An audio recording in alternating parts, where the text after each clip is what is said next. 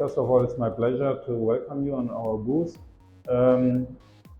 I only can say positive words in regards of ITMA because now 3 days of the exhibition are over, and it was we have had excellent audience, we have had a lot of visitors, and I highly appreciate the positive atmosphere. I mean, you know that boundary conditions in regards of economy these conditions are not very good in the moment, but despite the fact of a difficult time, I have the feeling of such a positive mood in the whole industry. I was not expecting something like that. So in total, this gives me a kind of positive mood also in regards of the difficult times in front of us.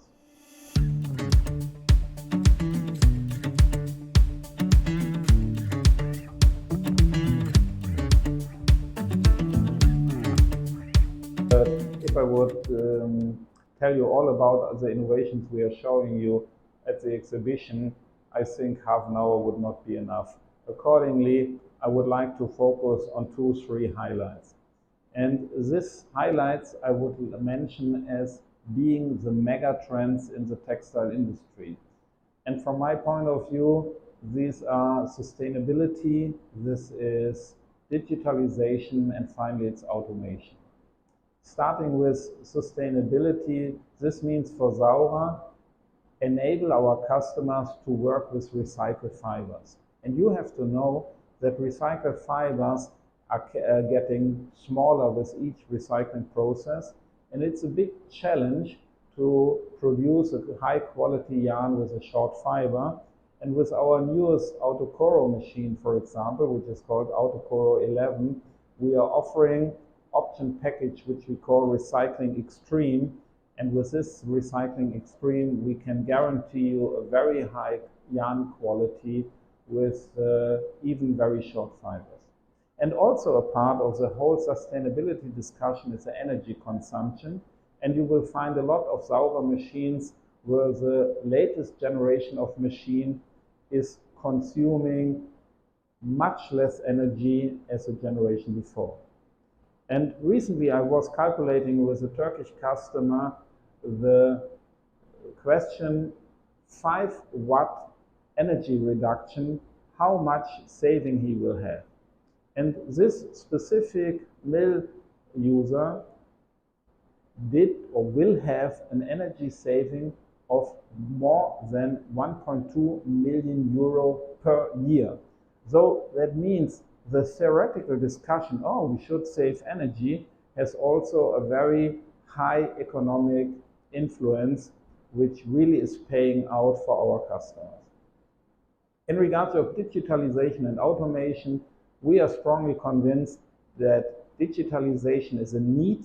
Machines have to communicate with machines, machines have to communicate with their workers, and this communication ability is something we make sure that any Saurer machine is able to communicate. And this kind of communication is also mandatory when you try to load and unload, for example, a machine in an automated way. And you can see on our booth that we are showing 2 automation systems based on so-called AGVs. That means automatic robots which are finding their way through the machines and taking a material at this machine and bringing this material to the next machine, and even making the piecing of the yarn by themselves.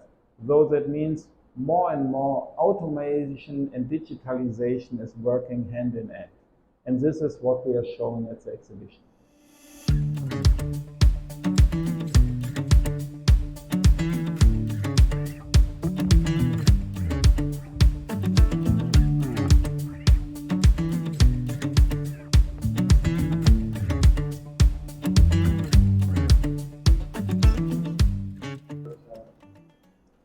Look, I have the feeling that the migration of the industry, let's say, started 30 years ago, leaving Europe, going to Asia, is something which right now I won't say is seen as a mistake, but it's question mark.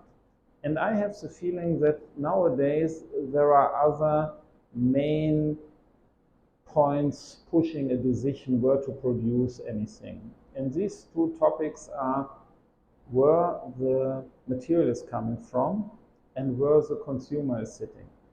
And I have really the feeling that more and more companies are thinking about not where I find the cheapest labor, they are thinking where I find the most appropriate material to make sure that all the transportation and the related cost with transportation can be reduced. And also there is a big question where I find the consumer. And accordingly, I have the feeling that slowly, we will find more smaller production sites in different countries, including Africa and Middle East. That's my feeling.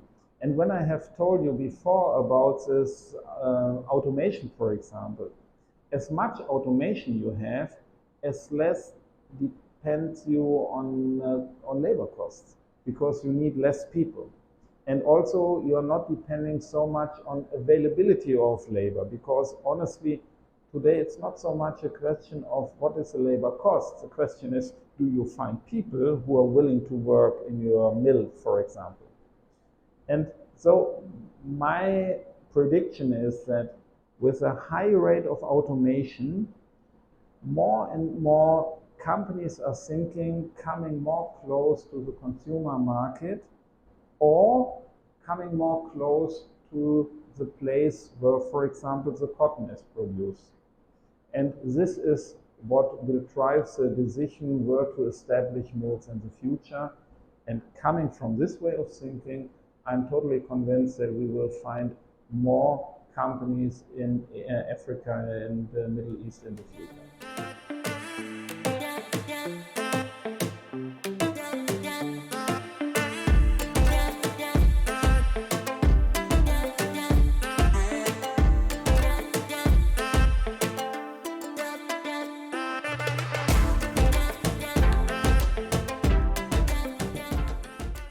Sometimes people have the feeling the usage of automation, the usage of robots will kill employees. But this is not the intention. We, for example, we have customers in the US which are highly investing in automation, and they say, as long as you can earn more money at Burger King, nobody would like to go into a mill. Accordingly, for them, it's not a question to replace people because the people are so costly. For them, it's a question, we have to find robots in our production, otherwise we have to close our production site. So, and when you come to this point, and you need less people for the same production, then you can say, it makes no difference whether a robot is working in Asia or in Europe. The only difference at the end of the day is maybe the energy costs, but there are not so big differences all over the world. And then you might have the advantage that you are reducing the transportation. And transportation is a question also in regards of sustainability. Transportation costs a lot of energy and a lot of natural efforts which we would like to avoid in the future. And here the concept of the dark mill means if, as a vision, if we would be able to make a mill completely man-free, which will never happen, but let's take it as a vision, then we can stop the light, and because the robots can work without a light, and this is what we call the dark mill. So that means the vision of the dark mill means we are looking for a very high grade of automation with the intention to run a mill as labor-free as possible.